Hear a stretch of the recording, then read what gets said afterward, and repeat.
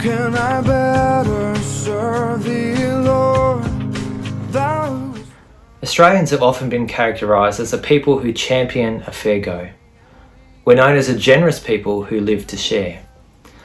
That is, until we think that the toilet paper is running out at the local supermarket. It's amazing how fear and anxiety, and sometimes even having too much, can change us. It can make us less generous and less giving. In 2019, the World Giving Index ranked Australia as the 4th most generous place on the planet. Around 70% of us give regularly to worthy causes in the quest to help others and create a better world. Billions and billions of dollars. Of recent times, we've seen how this inclination, this impulse of generosity has come to the fore across all areas of our society and systems as we've pulled together in response to natural disasters, pandemics, and economic crisis. Banks are deferring mortgages, the government is redistributing funds to help those in need like never before. We've had to become more inventive, creative, perhaps downsize, find ways to live more simplistically and sustainably. We've had to share more, to mutually care for and rely upon one another. Necessity is indeed the mother of invention. Crisis, the catalyst for change.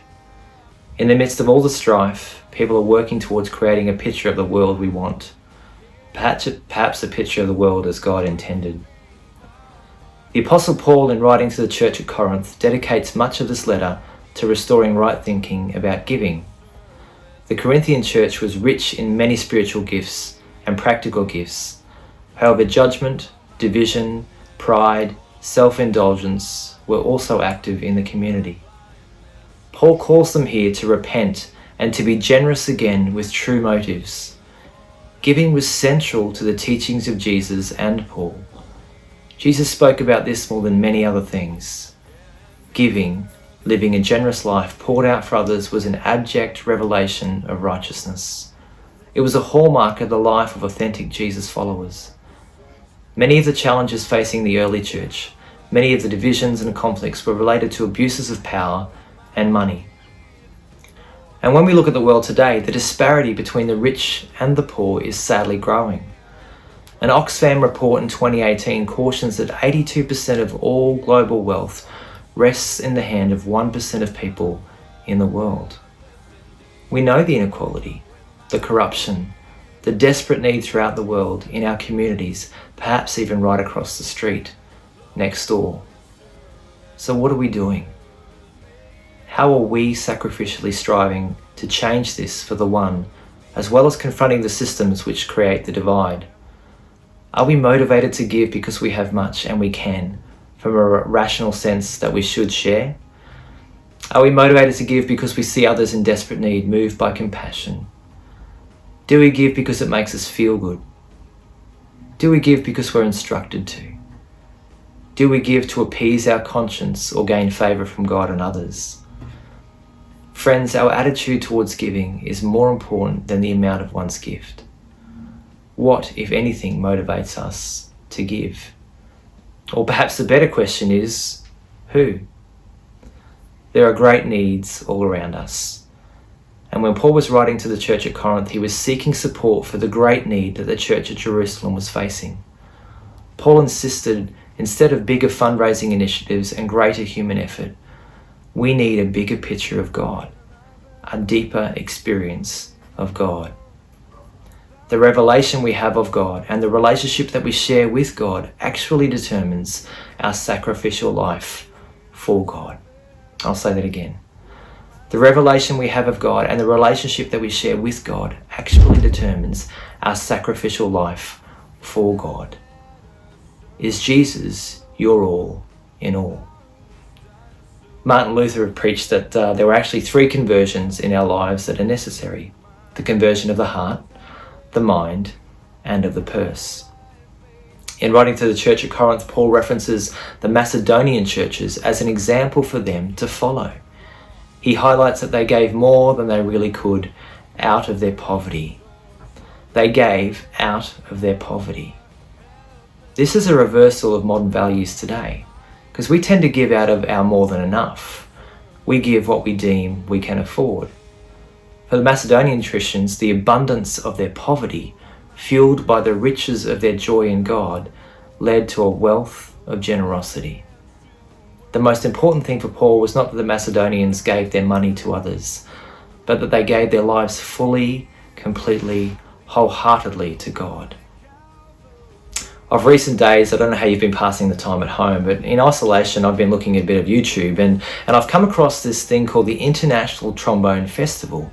And it's this festival that occurs obviously around the world where trombonists, this bunch of musos, come together and they attend workshops and they create music and they connect with one another and they share expertise and experiences. And I saw this clip. It was 42 high quality players combining independently in the current COVID conditions to perform a rendition of Daft Punk's Harder, Better, Faster, Stronger. It is insane, or at least I think so. These guys are a bunch of glorious freaks, world-class musicians creating incredible musical gifts. These guys excelled in their art form. Friends, what have you ever excelled in? What are you good at? Because God calls us to excel in our giving. Do you excel in your giving? And remember, the measure is not the money, but the motivation. Indeed, Paul goes one step further and he says not simply that we are to excel in our giving, but that we are to beg, to plead, to give. I wonder who's good at begging. Often we beg, we plead to get out of something, to avoid facing serious consequences or the fullness of punishment. For instance, we might beg for forgiveness.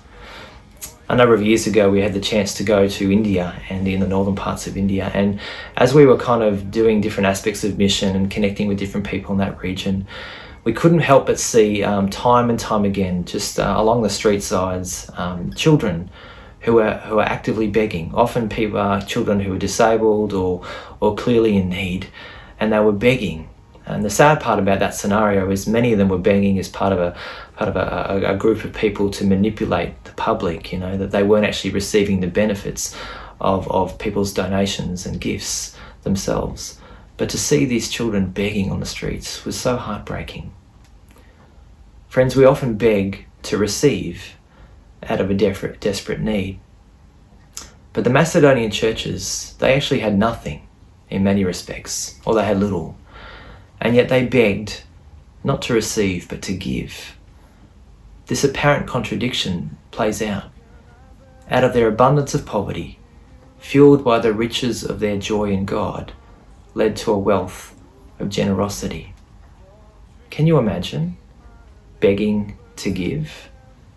Desperately pleading to share what you have, perhaps even beyond what you think you can spare. Begging to give. If you're not aware, the founder of the Salvation Army was a guy called William Booth, and his hero, he would say that his hero was a guy called John Wesley. Sometime before William was a guy called John Wesley, and he was an English evangelical clergyman. And he led this kind of religious revival in England and other parts of the world in around the 18th century. He was actually noted as the founder of Methodism. And he got to a point in his life and his ministry, and he was quite popular and effective. He got to a point where he earned around £1,400 a year. And that's the equivalent these days of about $300,000 a year. So a fair bit of money. But he actually only lived off just £30. He gave away over 98% of his money every year. And he lived by this life principle, which says, gain all you can, save all you can, give all you can. And one time he was actually quoted as saying, if I leave behind me £10, you and all people can bear witness that I have lived and died a thief and a robber. Gain all you can, save all you can, give all you can. If we fast forward ahead a couple of hundred years, this time to 20th century Europe, there was a guy called Oskar Schindler. You might know this guy from a movie called Schindler's List. And this movie is, again, one of my favourite. It's devastating, it's horrifying, and yet it's inspiring. Oskar Schindler was a guy who actually saved around 1,100 lives. He was a German industrialist, and he covertly devoted his life to saving Jews from the Nazi regime. He invested all of his life, all of his money, around 400 million German marks, to saving Jewish lives at the risk of his own. And in the last scenes of this movie, it shows you this guy called Oskar Schindler breaking down, at the end of the war. He breaks down outside one of his factories because he notices that he has a watch on, and he laments in desperate sort of sorrow that this watch could have been used to save more lives. He was a man who'd given just about everything, and he was still lamenting the stuff that he had on him could have been used to save lives. When was the last time you begged to give? Not begged to receive, but begged to give. The only way we can be so genuinely inspired to give to such an extent that we beg to give is the initiative and impulse of God's will within us. Paul wants God to do for the Corinthians what he has done for the Macedonians, that the spiritual gift of joy, this contentment that we can only find in God, would so inspire radical generosity. The love of Jesus compels us. Friends, giving is not a way for us to show God how much we can do for him, but rather a way of illustrating how much God has done for us. Once we have a clear sense that all we have actually belongs to God, it enhances our relationship with God and frees us from a possessive and anxious spirit. I wonder today who harbours anxiety about having things, and in turn the potential of losing things. John Wesley again famously quipped when his house had been destroyed by fire, "The Lord's house has burned, one less responsibility for me." When we understand God's ownership, it changes the kinds of questions we ask. Rather than how much of my money should I give to God, we learn to ask, how much of God's money should I keep for myself?